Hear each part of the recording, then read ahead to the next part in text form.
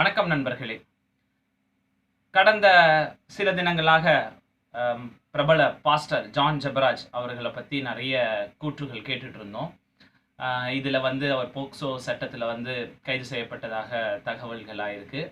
இதோடைய உண்மை நிலவரம் என்ன? இது உண்மையாகவே இது உண்மையா இல்லை இது ஒரு சித்தரிக்கப்பட்ட கதையா அப்படிங்கிறத சொல்கிறேன். இதை பற்றி தான் இந்த காணொலி முழுதாக இருக்க போது. ஒருவேளை நீங்கள் தேடிட்டு இருக்க காணொலி இது இல்லை அப்படின்னா நீங்கள் இதை ஸ்கிப் பண்ணிடலாம். ஏன்னா பொதுவாக நம்ம சேனலில் ஹெல்த் வீடியோஸு, டயபெட்டிஸ் பற்றி தான் வரும். எனக்கு ரொம்ப நெருக்கமானவர், எனக்கு ரொம்ப பிடித்தமானவர் அப்படிங்கிறதுனால தான் அவரை பற்றிய ஒரு பதிவு போடுறேன். ஸோ கிளைமேக்ஸ் என்ன, உங்களுடைய பதில் தான் என்ன அப்படின்னா, ஜான் ஜெபராஜ் நல்லவர், சில சபலங்களுக்கு உட்பாயிட்டாயிருக்கலாம் ஒரு மனிதராக. ஏன்னா பரிசுத்தமானவர் ஆண்டவர் மட்டுமே, மற்ற எல்லா மனிதர்களும் தவறு செய்யக்கூடியவர்கள் தான். அதனால் அவர் செய்த தவறு நியாயம் என்று சொல்லவில்லை. என்ன அடிப்படையில் தவறு எங்கே நடந்திருக்கு, எந்தெந்த இடத்துல இந்த தவறுகள் போயிருக்கு அப்படிங்கிற ஒரு காணொலி தான். ஸோ ஃபர்ஸ்ட் இவர் ஜான் ஜெபராஜ் அவருடைய வயது அப்படின்னு பார்த்தீங்கன்னா ஏறத்தாழ என்னுடைய வயது 37-38 வயது. 1984, 85, 86 எனக்கு கரெக்ட் டேட் ஆஃப் பர்த் தெரியல. ஆனால் அவர் சொல்லக்கூடிய காலகட்டங்கள், அவர் சொல்லக்கூடிய வருடங்கள் எல்லாமே எனக்கு பொருத்தமானதாக இருக்குது.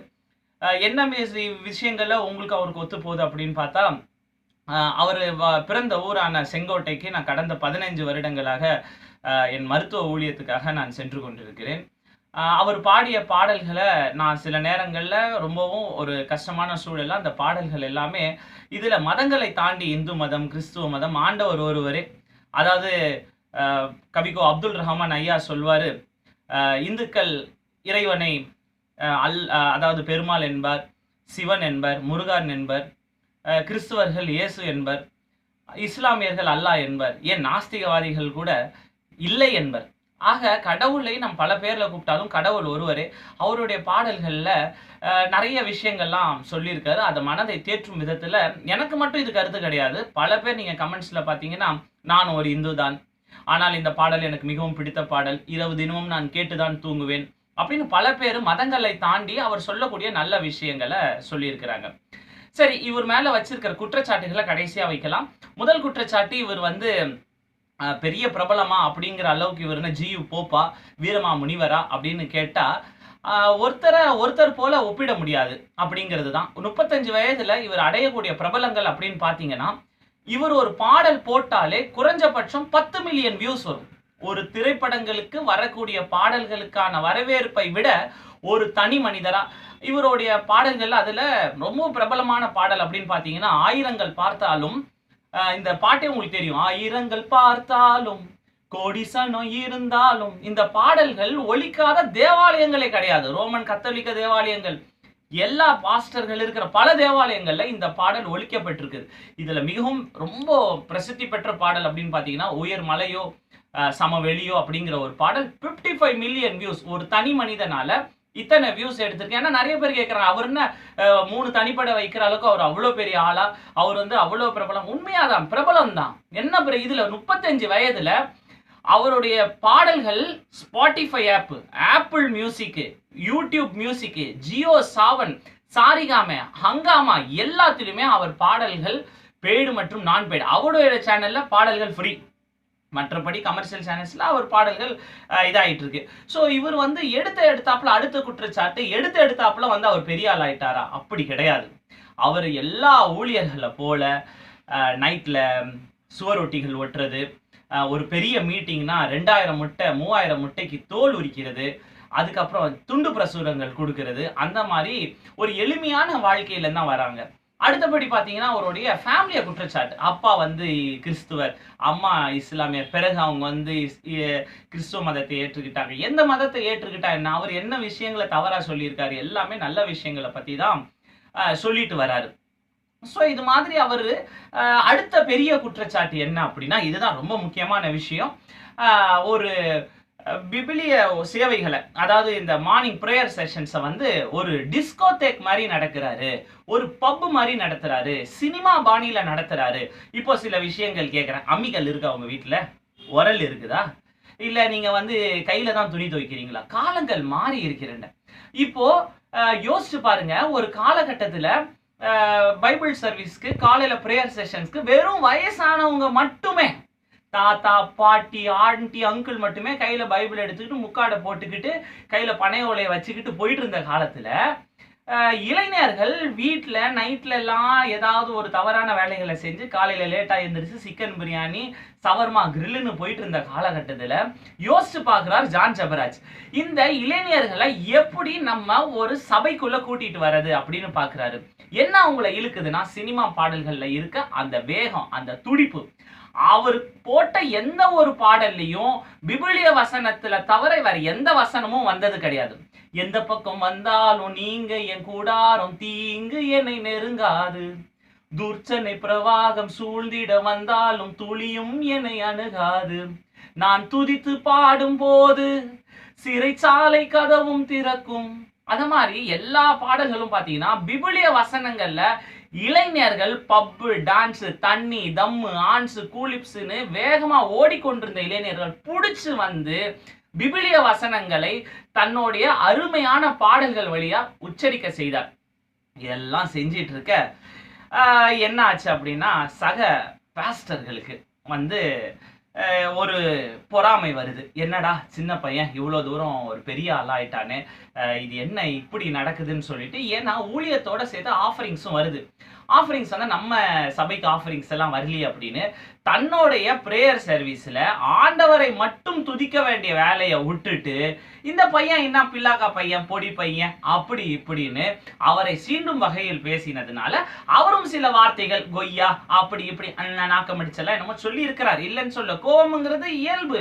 மனித குணங்கள்ல 3: மயக்கம், சரியா தவறான முடிவெடுக்கிற தன்மை, மனிதர்கள் தவறு செய்யலாம். கோபம், மனிதர்கள் தவறு செய்யலாம். காமம், மனிதர்கள் தவறு செய்யலாம். பரிசுத்தமானவர் ஒருவரே, இறைவன் மட்டும்தான் பரிசுத்தமானவன். நாம எல்லாம் மனிதர்கள் தானே, தவறு செய். அது மாதிரி சொன்னதால இவரும் சில விஷயங்களை இது போல கோவத்துல சில வார்த்தைகளை சொல்ல இவங்களுக்குள்ள ஒரு போர் தொடுக்குது. இது வந்து ஒரு கோல்டு வாரா இருந்துட்டு இந்த ஓநாய்கள் தான் சொல்லணும். ஏன்னா வந்து நேரடியாக மறைமுகமாகவும் பல பாஸ்டர்கள் இவர் மேல பொறாமை கொண்டு ஓநாய்கள் கூட்டமாக ஓடின. இந்த ஓநாய்கள் கூட்டம் ஓடும் பொழுது கூட ஜான் ஜபராஜ் சிங்கத்தை போலவே கர்ஜித்து ஆண்டவருடைய வசனத்தை மட்டும் சொல்லிட்டு பழி வாங்க மாட்டேன், நான் யாரையும் தவறாக பேச மாட்டேன், யாரும் புறம் பேச மாட்டேன், the revenge is the God's work அப்படின்னு சொல்றாரு.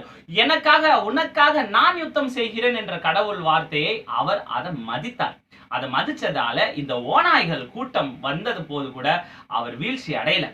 எப்போ வீழ்ச்சி அடைஞ்சாரு? ஏன் இப்ப சமீபத்துல அவர் கச்சேரி வைக்கிறது இல்ல, விபிலிய வசனங்கள் சொல்றது இல்ல, பாடல்கள் ஏற்றுறது இல்ல அப்படின்னாக்கா அவருடைய சொந்த திருமண வாழ்க்கையில ஒரு கசப்பான சம்பவம் நடக்குது. என்னப்பா அவருக்கெல்லாம் நடக்க கூடாதா? அவர் பாஸ்டர்னா என்ன கடவுளா அப்படின்னு தானே கேள்வி. அவரும் ஒரு சாதாரண மனிதர். என்னுடைய யூகம் இந்த வரைக்கும் நான் சொன்னது எல்லாமே நடந்ததை அப்படியே சொன்னேன். இந்த இடத்துல எனக்கு சரியா தெரியல. அவர் தன்னுடைய மாமனார் வீட்டிலே இருந்திருப்பார் போல அப்படின்னு நான் யூகிக்கிறேன். அப்போ வந்து அவர் மனைவிக்கும் இவரும் ஒரு திருமண வாழ்க்கையில போறாங்க. எந்த இடத்துல எந்த அளவுல தன்னுடைய மனைவியை எல்லா இடத்துலயுமே உயர்வா சொல்லியிருக்காருன்னா, அவருடைய வெற்றி பாடல்கள் ஒவ்வொன்றத்திலையுமே கோ ப்ரொடியூசர் ரீமா செர்லின், அவருடைய குழந்தை பேர் அந்த ஸ்வான் ரஹன் அப்படின்னு ஒரு பேரு. சின்ன குழந்தை, அந்த உயர்மலையோ பாட்டுல சின்ன குழந்தையோட போட்டோ முதல் கடைசிய இந்த தயவு பாடல்கள்ல எல்லாமே 5 வயசு குழந்தை படம் வரைக்கும் இப்போ வரைக்குமே கடைசியா சொன்ன அந்த 1 மணி நேரம் வீடியோல உன்னை பற்றி நான் ஒரு பொழுதும் தவறாக பேச மாட்டேன் ரீமா ஷெர்லின் அப்படின்னு சொல்றாரு. என் மகனை நேசிக்கிறேன் அப்படின்னு சொல்லியிருக்கிறார். இது போல இருக்கும் பொழுது ஒரு கசப்பான வார்த்தைகள் வந்திருக்கலாம். அவங்களுக்குள்ள ஒரு திருமண வாழ்க்கையில ஒரு கசப்பு சம்பவம் வந்திருக்கலாம். நல்லா யோசிச்சு பாருங்க. எல்லாருக்கும் நன்றாம் பணிதல், பணிவோட முக்கியத்துவம் வள்ளுவர் சொல்றாரு. எல்லாருக்கும் நன்றாம் பணிதல், அவற்றுள் செல்வர்க்கே செல்வம் தகைத்து. இந்த செல்வர்களுக்கே உள்ள ஒரு மிகப்பெரிய பிரச்சனை அப்படி என்னன்னா கொஞ்சம் வந்து இதுபடுவாங்க, பணிவா இருக்க மாட்டாங்க. அது போலதான் நான் யோசிக்கிறேன். பணிவாக இல்லாததால், தன் மனைவி பணிவாக இல்லாததால் அவருக்கும் இவங்களுக்கும் கொஞ்சம் கசப்பான சம்பவங்கள் ஏற்படுது. அதை வந்து டிவோர்ஸை நோக்கி போகுது. என்னப்பா பைபிள்ல சொல்லி இருக்காரு, ஒரு மனைவியோட தான் நான் வாழ வேண்டும், மனைவியோட தான் வாழ வேண்டும் என்று சொல்லியிருக்கே தவிர இந்த கடுமையான ஏதாவது தீயினால் சுட்டப்புண் உள்ளாரும் மாறாதே நாவினால் சொட்டவடு. இந்த பாஸ்டர்கள் உள்ள ஓநாய் கூட்டங்கள் எல்லாம் அவரை சுற்றி வரும் பொழுதெல்லாம் அவர் வீழவில்லை. மிகவும் நேசித்த தன் மனைவி, நீ எல்லாம் எதுக்குடா, நீ எல்லாம் போய் சாவுடா அப்படின்னு சில வார்த்தைகள் சொன்னதை அவரே குறிப்பிடுகிறார். சொல்லும் பொழுது நொந்த அவரு அப்போ வெகு தூரம் போகிறார். வெகு தூரம் போன பிறகு அவருக்கு இன்னொரு பெண்ணோட தொடர்பு ஏற்பட்டிருக்கு அப்படின்னு சொல்றது வந்து உண்மையாகவும் இருக்கலாம், பொய்யாகவும் இருக்கலாம். நீ என்னப்பா நேர்ல பாத்தியா? நாம் பார்க்கல. ஒருவேளை உண்மையாகவே இருந்தால் கூட அதை நான் வந்து கூடாதுன்னு சொல்ல முடியாது. வாழ்க்கை துணை நலம் என்று தானே சொல்கிறார். ஒவ்வொரு மனிதனுக்கும் பின்னாடி ஒரு வெற்றி பெண் இருக்க வேண்டும் அப்படின்னு சொல்கிறாரு. இல்லையப்பா பைபிள் அப்படி சொல்லி, ஆமாம் ஒரு பெண்ணோட தான் வாழ வேண்டும் என்று சொல்லியே தவிர பல பெண்களோட வாழக்கூடாதுன்னு சொல்றாங்க. ஸோ இது மாதிரி நிறைய விஷயங்கள் வர அவர் வந்து ஒரு பெண்ணோட தொடர்பு கொண்டிருக்கிறாருன்னு சொல்றாங்க. ஸோ இது காலம்தான் பதில் சொல்லும். இது அந்த மனைவியோட சமரசமா போறாரா, இல்லை இந்த பெண்ணோட திருமண வாழ்க்கையை இந்த டிவோர்ஸ் பண்ணி இது போறாரா, அது அவருடைய பர்சனல் சாய்ஸ். பைபிள்ல சொன்னபடின்னு இருக்கிறதுனால எல்லாமே அப்படியே நம்ம வாழ முடியாது. ஏன்னா நாம் பரிசுத்தமானவங்க கிடையாது. இப்பவும் பிரச்சனை பெருசாகல. எப்போ பிரச்சனை பெருசாகுது அப்படின்னா, அவருடைய ஒரு மினிஸ்ட்ரி கோயம்புத்தூர்ல கிராஸ்கட் ரோட்ல அரசன் டவர்ஸ் அப்படிங்கறது 3வது மாடியில மொட்டை மாடியில ஒரு ட்ரஸ் ஒர்க் போட்டு, அதாவது இந்த ஷெட் போட்டு ஒன்று நடத்துறாங்க. அதுல அவருடைய அசோசியேட் பாஸ்டர், அவரே பேர் சொல்ல விரும்பல, அதனால நானும் பேர் சொல்லல, அவரோட அசோசியேட் பாஸ்டர் வந்து மேல எல்லாமே நடத்துறாரு. அவங்களுக்குள்ள இந்த பொருளாதார வேறுபாடு நடந்திருக்கு. அதனால இவருக்கு பொருளாதாரத்தை திருப்பி தரல. அவர் வந்து அந்த சபையை விட்டு வெளியேற்றப்படுறாரு. வெளியேற்றும் பொழுது தனக்கு காணிக்கையாக வந்த பணத்துல அவர் எப்பவுமே மியூசிக்கு முக்கியத்துவம் கொடுப்பாரு. இந்த மியூசிக்கு முக்கியத்துவம் கொடுத்ததால நிறைய மிக்சரு, இந்த mic set, TV, air conditioner போட்டது எல்லாமே நம்ப மாட்டீங்க, எல்லாமே இந்த அசோசியேட் பாஸ்டர் செதைச்சிருக்கிறாரு. செதைச்சு கையில ஒண்ணுமே இல்லாம வெளியே வந்திருக்கிறாரு. இந்த பொறாமை, இத்தனை பாஸ்டர்களுக்கான பொறாமைக்கான காரணம் என்னன்னு நிறைய பேர் வைக்கிறாங்க. ஃபர்ஸ்ட் அவர் டிஸ்கோடெக் மாதிரி நடத்துறாரு. இந்த டிஸ்கோடெக் மாதிரி பாடல்கள் இவர் தான் முதல் ஆள் கிடையாது. ஃபாதர் பர்க்மன்ஸ் அப்படின்னு ஒருத்தர் இதே மாதிரி பாடல்கள் ஆடல் பாடலோட நடத்தி இருக்கிறாரு. அவர் முதல்ல நிராகரிக்கப்படுறாரு. அதுக்கப்புறம் அவருடைய பாடல்கள் ஒலிக்காத இடமே கிடையாது. இந்து மதத்திலையும் நடனம் ஆடக்கூடிய சிவனை நாம் இன்று வரைக்கும் கும்பிட்டு கொண்டிருக்கிறோம். ஏன் நிறைய இந்து கோவில்கள்ல அருள் வந்த உடனே எல்லாருமே ஆடுறாங்க, பாடுறாங்க. அது என்ன தவறு? இளைஞர்கள் தவறான வழிக்கு போகாம இழுத்து கொண்டு பாட செஞ்சார் இல்லையா? இது ஒரு குற்றச்சாட்டு. 2வது குற்றச்சாட்டு, அவர் என்னப்பா அவ்வளவு ஸ்டைலிஷா இருக்காரு, ஹேர் கட் பண்ணிக்கிறாரு, புதுசா கோட் போட்டுக்கிறாரு, புதுசா பேண்ட் போட்டுக்கிறாரு, உனக்கு ஏன்பா பொறாம படக்கூடாதுன்னு பல வேதங்கள்ல சொல்லப்பட்டிருக்கேப்பானா. சில பாஸ்டருக்கு அவர் ஜிம்லாம் போயிட்டு கட்டு மஸ்தா வச்சிருக்காரு, எதையோ பண்ணி அவர் உடலை அவர் பாதுகாத்துக் கொள்றாரு, உனக்கு என்னப்பா பொறாம? இந்த மாதிரி பெண்ணுக்கு பெண்ணே பேராசை கொள்ளும் பேரழகெல்லாம் படைத்தவளோ அப்படின்ற மாதிரி ஆணுக்கு ஆணே பேராசை வந்திருக்கு இந்த பாஸ்டர்களுக்கு. இது போல இந்த பாஸ்டர்களுக்கு எல்லாம் வந்த பேராசை ஓநாய்கள் கூட்டமாக சுத்தி கொண்டிருந்த வேளையில மனைவியும் ஜான் ஜெபராஜ் அவருக்கு எதிராக திரும்புகிறாள். அவருடைய மனைவியும் இந்த ஓநாய்கள் கூட்டமும் சேர்ந்து நடத்திய அரங்கேறிய நாடகம்தான் இந்த போக்சோ சட்டத்துல அவர் கைது செய்யப்பட்டிருக்கார். இப்போ நேரடியாக இப்போ உள்ள ப்ராப்ளத்துக்கு வரேன். 14 வயசும் 17 வயசு சிறுமி இவங்க யார் அப்படின்னு பாத்தீங்கன்னா, இவர் தன்னுடைய மனைவி வீட்டுல இருக்கிறாரு. தன்னுடைய மாமனார் 2 பெண் குழந்தைகளை தத்தெடுத்து வச்சிருக்காருன்னு சொல்றாங்க. இங்க எனக்கு ஒரு கேள்வி எழுது, இந்த 2 குழந்தையும் லீகலாக தத்தெடுத்து வச்சிருக்கிறாரா? ரீமா ஷெர்லின் அவர்களுக்கு கொடுக்கப்படக்கூடிய சொத்துல அந்த பங்குல இந்த 2 பாப்பாக்கும் உண்டா அப்படிங்கிறது என்னுடைய நியாயமான கேள்வி. இது லீகலா அவர் வந்து அடாப்ட் பண்ணியிருக்காராங்கிறத வந்து நம்ம கண்டிப்பா தீர்மானம் செய்யணும். இந்த குழந்தைகள் அவங்க வீட்டுல வளர்ந்துகிட்டு இருக்குது. இப்போ இவங்களுக்கு எதுவுமே கிடைக்கல இவரை மாற்றத்துக்கு. அதனால யாரு இப்போ இவருடைய பாடல்கள் 160 நாடுகள்ல ஒலிக்குது. எத்தனையோ நாடுகளுக்கு ஹெலிகாப்டர்ல போறாரு, பிரைவேட் ஜெட்ல போறாரு, எங்கெங்கயோ பாடுறாரு. அவர் பாடுற செட்டுல பாருங்க, தவறா நினைக்காதீங்க, அழகழகா பெண்கள். அந்த பெண்கள் கிட்ட எல்லாம் இவர் தவறா நடந்துக்கலையா? அந்த ஊழியத்துக்கு வர 3000 பேர்கிட்ட இவர் தவறா நடந்துக்கலையா? யாருமே குற்றச்சாட்டு சொல்லலையா? பாவம் இந்த சின்ன பச்சை குழந்தைகளை மண்ட செலவை செஞ்சு எதிராக அதுல ஒரு பாடலே வசனம் வருது, நாவுகள் எனக்கு எதிராய் சாட்சிகள் சொன்னாலும் வாதாட நீர் உண்டு ஒருபோதும் கலக்கம் இல்லை அப்படின்னு நான் அவருக்கு எதிராகவே இந்த 2 குழந்தைங்களை சாட்சி சொன்னார். இதுல 2 பாஸ்டர்களுக்கு ரொம்ப ஆசை. அதாவது அவரையும் நான் பேர் சொல்லலைன்னா அவரே பேர் சொல்ல, நான் எதுக்கு பேர் சொல்லணும்? இவங்க 2 பேரும், ஒருத்தர் கொஞ்சம் லேசா முடி குறைச்சலா ஒருத்தர் இருப்பாரு, இன்னொருத்தர் தூத்துக்குடி மேன். இவங்க 2 பேரும் சும்மா அவங்களுக்கு ஹிண்ட் மட்டும் கொடுக்குறேன். இந்த 2 பேருக்கும் இதுல அவர் இந்த கொஞ்சம் பால்டா இருக்கிறாரு, அவர் தான் கம்ப்ளைண்ட் கொடுத்தவர் போல இருக்குது. 1098 சொல்லி கம்ப்ளைண்ட் கொடுத்து, அதாவது மனைவியும் இந்த ஓநாய்கள் கூட்டமான இந்த பாஸ்டர்களும் சேர்ந்து இவருக்கு மேல ஒரு போர் தொடுத்துறாங்க. என்னன்னா இந்த 2 சிறுமிகளை, அதாவது ஒரு முத்தமிட்ட காட்சி. இந்த முத்தம் அப்படிங்கிறது வந்து மகளை பெற்ற தந்தைகளுக்கு மட்டும்தான் தெரியும் முத்தம் காமத்தை சேர்ந்ததல்ல அப்படிங்கிற நான் முத்துக்குமார் வரிகளை நான் இங்க நினைவுறுத்துறேன். இந்த குழந்தைங்க அந்த வீட்டிலே வளர்ந்துருக்கு. பொதுவா கிறிஸ்துவர்கள்ல ஒரு பழக்க வழக்கம் இருக்குது. ஒரு பிறந்த நாள் வந்தா நெத்திக்கு நேரா வச்சு சிலுவையிட்டு முத்தமிடுவாங்க. ஹாப்பி பர்த்டேமா அப்படின்னு சொல்லுவாங்க. அந்த வகையில கொடுக்கப்பட்ட ஒரு முத்தம் காமத்தை சேர்ந்தது, காம சீண்டல் அப்படின்னு சொல்லி இப்போ அடைச்சு வச்சிருக்கிறாங்க. இப்போ நான் இதுல இறுதியில நான் என்ன நினைக்கிறேன், இவரை காப்பாற்ற எந்த வக்கீல் தேவையில்லை, என்ன போல சப்போர்ட்டர்ஸ் தேவையில்லை, யாருமே தேவையில்லை. ஆண்டவர் அவருக்காக யுத்தம் செய்வார்.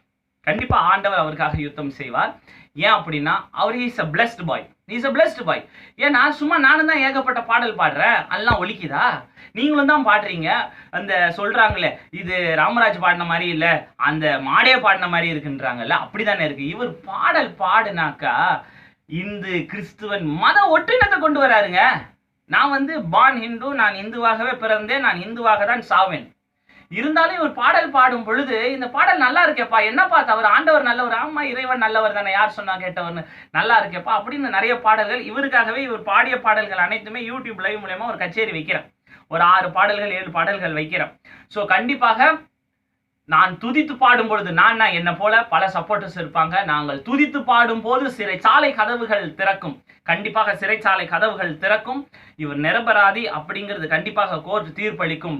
மே 18 சென்னையில காமராஜர் அரங்கத்துல ஜே ரீபான், ஜான் ஜபராஜ் ரீபான் அப்படின்னு ஒரு நிகழ்ச்சி, ஆண்டவருக்கான கச்சேரி நடக்கும் போது கண்டிப்பா அந்த கச்சேரி நடக்கும்.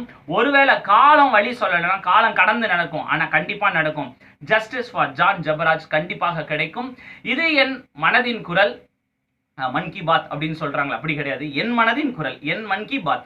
ஸோ அதனால என்னுடைய நேர்மையான ஒரு ஒப்பீனியனை சொல்லியிருக்கேன். இதுல மாற்று கருத்தில் உங்களுக்கு இருக்கலாம். அதை பத்தி ஏதாவது இருந்ததுன்னா, இன்ட்ரெஸ்டிங்கா இருந்ததுன்னா கமெண்ட் பாக்ஸ்ல கமெண்ட் பண்ணுங்க. மற்றும் ஒரு முக்கிய பதிவில் சந்திப்போம். நன்றி, வணக்கம்.